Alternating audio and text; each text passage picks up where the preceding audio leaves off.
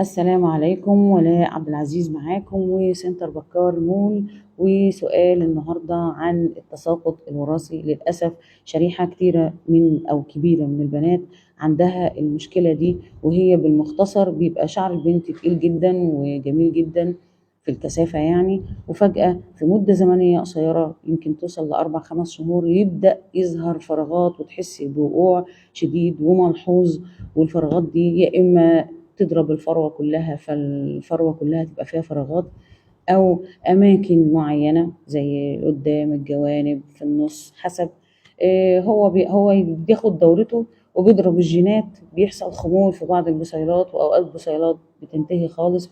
ولكن مع الوقت المعين ده لما بيخلص تبدأ تظهر بقى المشكلة بوضوح، وبتفضل مستمرة العمر كله يعني، تبقى هي دي عشان كده بنسميها حالة مزمنة. في اللجوء للدكاترة والمينوكسيديل والكلام ده، دي قصة تانية هبقى اتكلم فيها.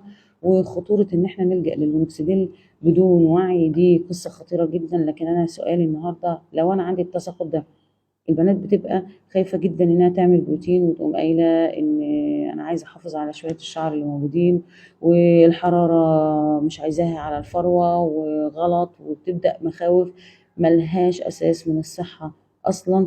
وعلشان اوصل لك الفكرة، انا عايزاكي تتصوري شعرة واحدة بس في فروة فاضية.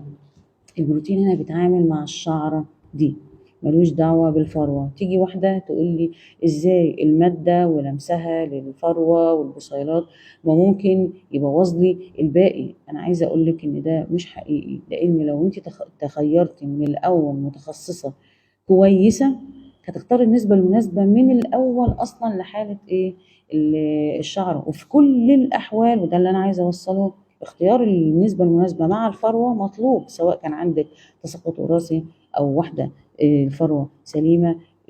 عدم اختيار النسبة بيبوظ أصلا الفروة، سواء كده أو كده. تمام. واختيارك تاني اختيارك للمتخصصة وإنك تمشي على التعليمات بيفاديكي كل القصة دي.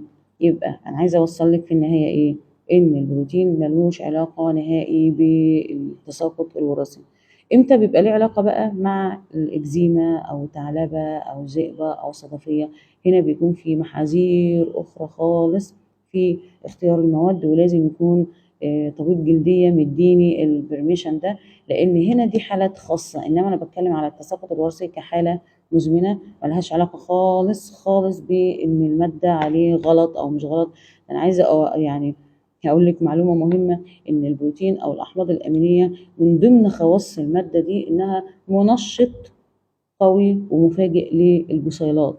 فبتبقى في بعض الحالات أو الحالات اللي هي الخفيفة في التساقط الوراثي بالعكس بينشط البصيلة إنها ويحفزها على نمو الشعر. طبعا مش في كل الحالات، بس أنا أقصد عامة يعني. نيجي لنقطة تانية، الحرارة والفروة.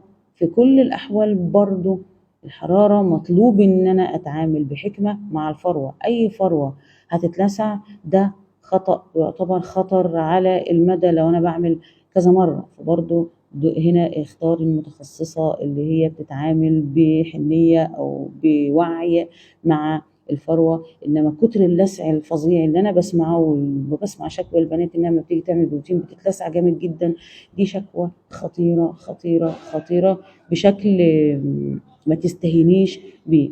فدايما البروتين ما هواش سهل ابدا ان انت تعمليه بسهوله عند اي حد. عشان كده دايما بقول اختاري المتخصصه.